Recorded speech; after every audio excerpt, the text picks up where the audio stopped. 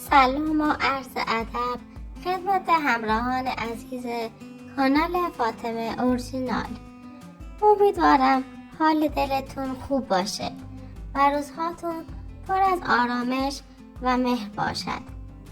امروز قرار گفتگویی کوتاه راجع به دو جوان ناکام به اسم ابراهیم و نعمت داشته باشیم.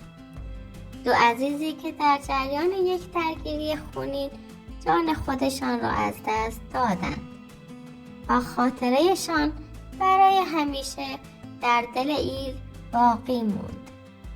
اینقدر داغدار کرد بلکه آتش انتقام را شعله‌ور ساخت و همین آتش بعد از مدتی جان رمضان معروف به علی را گرفت، جوانی که قربانی انتقام جویی شد. آغاز این درگیری خونین به سال گذشته باز می گردد، زمانی که ابراهیم و نعمت هنوز زنده بودند و زندگی در ایل حسینپور با همه فراز و نشیب‌هایش جریان داشت. آن روزها ایل در تدارک مراسم ختم با شکوهی برای آقا کمال بود، مردی شریف و محبوب که در یک حادثه دلخراش رانندگی جان خود را از دست داد. غم سنگین بر دلهای بسیاری نشاند. خانواده طایفی بزرگ حسینپور با تمام توان برای برگزاری این مراسم برنامه ریزی کردند. اما در میان این تدارکات اشتباهی رخ داد. اشتباهی که شاید از روی غفلت بود، شاید از روی غرور. نام برخی از افراد مهم و با نفوذ طایفه در لیست دعوت شدگان نبود. این بی‌توجهی به ظاهر کوچک اما در باطن توهینی بزرگ تلقی شد.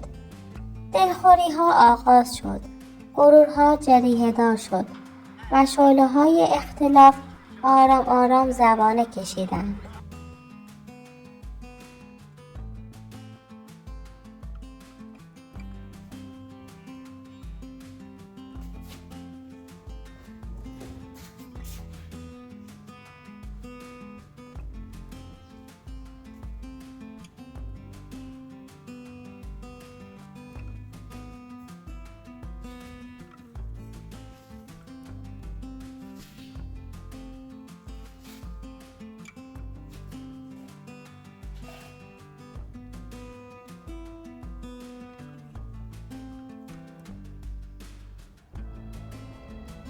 در روز مراسم فضای سنگینی بر جمع حاکم بود.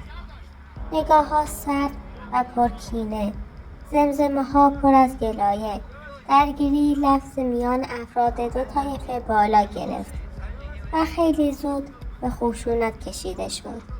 صدای شلیک گلوله در میان جمعیت پیچید و در یک چشم هم زدن دو تن از جوانان ایل ابراهیم و نعمت بیجان بر زمین افتادند. ابراهیم جوانی مجرد با آرزوهای بزرگ و نعمت مردی متأهل با 4 فرزند قربانیان این نزاع شدند. این حادثه تلخ در منطقه سردشت رخ داد و جامعه محلی را در بهت و اندوه فرو برد. در اوج خشم و غم خانه‌های قاتلان را به آتش کشیدند. آتش نه تنها دیوارهای خانه را بلکه رشته‌های پیوند میان دو طایفه را نیز سوزاند.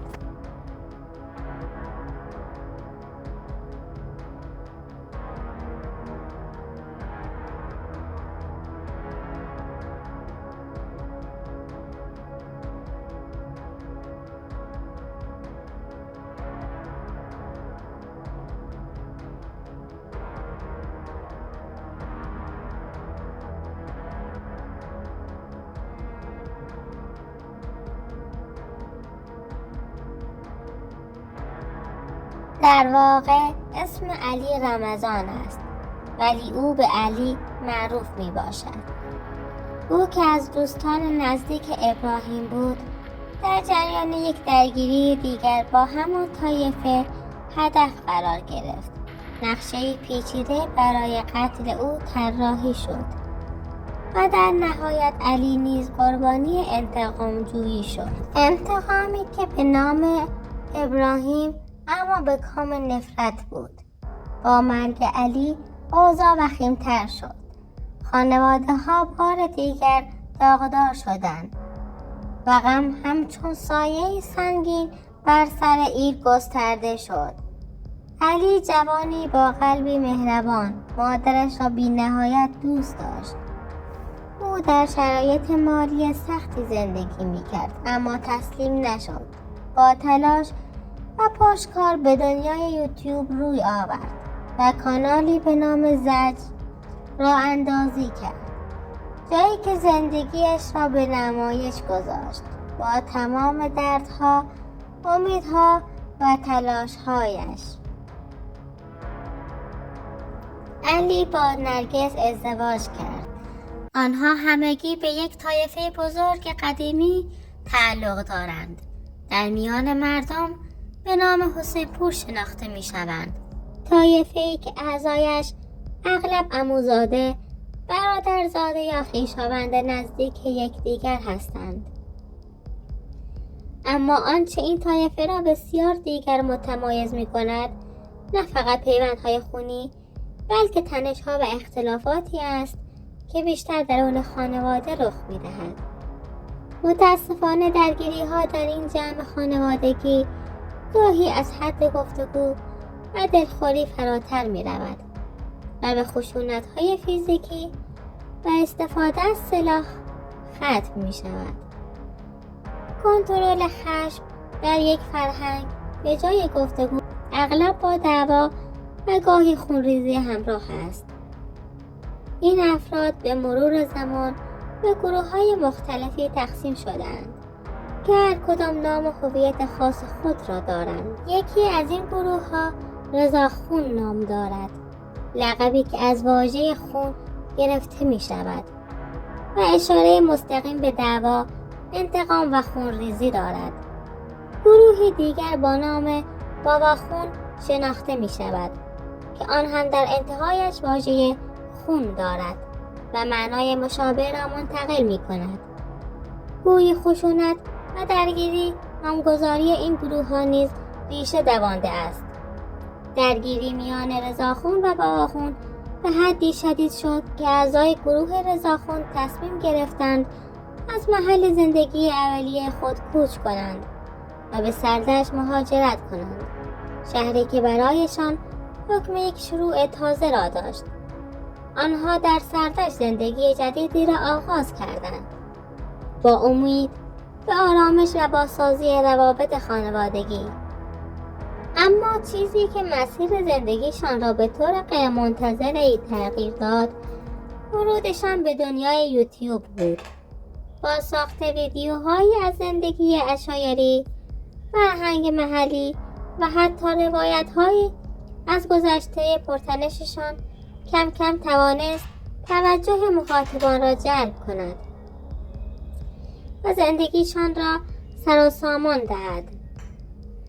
خانواده علی نیز یکی از شاخه‌های همین گروه رضاخون است. خانواده‌ای که در سردشت زندگی می‌کردند و بخشی از روایت‌های پرتنش و پرماجرای این طایفه محسوب می‌شوند. آنها نیز مانند دیگر اعضای رضاخون در مسیر مهاجرت، درگیری و بازسازی هویت نقش مهمی داشتند.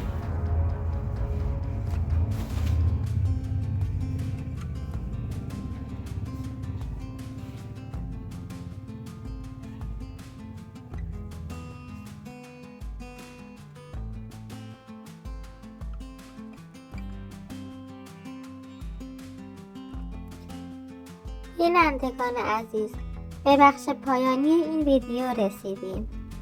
امیدوارم در طول برنامه توانسته باشیم نکات مهم و ارزشمندی درباره ایل حسین پور و شهر سردشت در اختیار شما قرار داده باشیم. هدف ما همیشه این بوده که علاوه بر روایت تاریخ فرهنگ، پلی باشیم میان گذشته و امروز، تا هر کدام از شما بتواند تصویری روشن‌تر از ریشه ها و سنت های ایران و این دیار داشته باشید. من تمام تلاش خود را می کنم تا در هر قسمت اطلاعاتی دقیق و مفید ارائه بدهم. اگر همراه من باشید، در آینده شما را به فضاهای تازه و متفاوتی خواهم برد، جایی که نه تنها روایت ها شنیدنی اند، بلکه تصاویر و فیلم برداری ها نیز شما را بیشتر با حال و هوای ایل و مردم این منطقه آشنا خواهند کرد. در این لحظه های پایانی از شما خواهش میکنم برای شادی روح بانو نجمه و آقا علی دعا کنید. این دو عزیز قربانی اتفاقات تلخی شده اند که قلب خانواده ها را به درد می آورد. امیدوارم هر دو خانواده بتوانند این غم بزرگ را هر چه زودتر پشت سر بگذارند و کینه ها و دلخوری ها جای خود را به آرامش و گذشته بدهند. آرزو دارم روزی برسد که همه ما در کنار هم با صلح و دوستی و شادی زندگی کنیم و هیچ دعوای کوچک و بی اهمیتی به آتشی بزرگ و ویرانگر تبدیل نشود. زندگی کوتاه‌تر از آن است که درگیر کینه و دشمنی باشیم. پس بیایید با هم مهربان‌تر باشیم و آینده روشن‌تر بسازیم. تا دیدار دوباره در ویدیوهای بعدی، شما را به خداوند بزرگ می سپارم.